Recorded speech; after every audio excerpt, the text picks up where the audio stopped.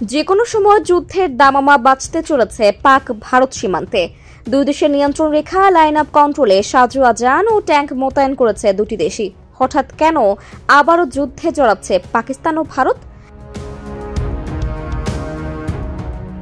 জম্মু কাশ্মীরের বিশেষ মর্যাদা ফিরিয়ে দিতে সম্প্রতি ভারতের প্রতি আহ্বান জানিয়েছেন পাকিস্তানের প্রধানমন্ত্রী শাহবাজ শরীফ।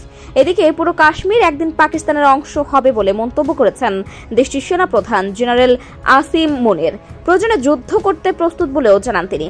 তার এই মন্তব্যের পর সীমান্তে নতুন করে উত্তেজনা শুরু হয়েছে এবং তা খুব দ্রুতই দুই দেশের মধ্যে সংঘর্ষের রূপ নিতে পারে বলে আশঙ্কা করছেন বিশ্লেষকরা।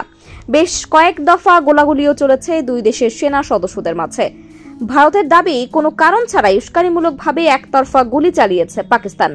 ফলে ভারতও পাল্টা গুলি চালিয়েছে পাকিস্তান সীমান্তে। দুজন সেনা সদস্য সহ মোট 4 জন পাকিস্তানি আহত হয়েছে বলে জানানো হয়েছে পাকিস্তানি সংবাদ মাধ্যমে।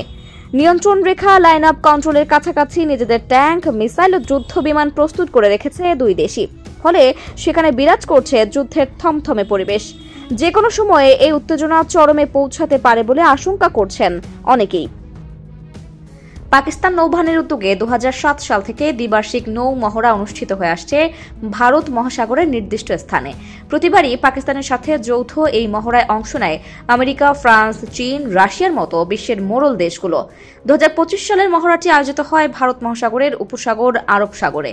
এবারও অংশ নিয়েছে 7টি দেশের নৌবাহিনী। তবে 2009 সালের পরে এবারই প্রথম এই মহড়ায় অংশ নিল বাংলাদেশ।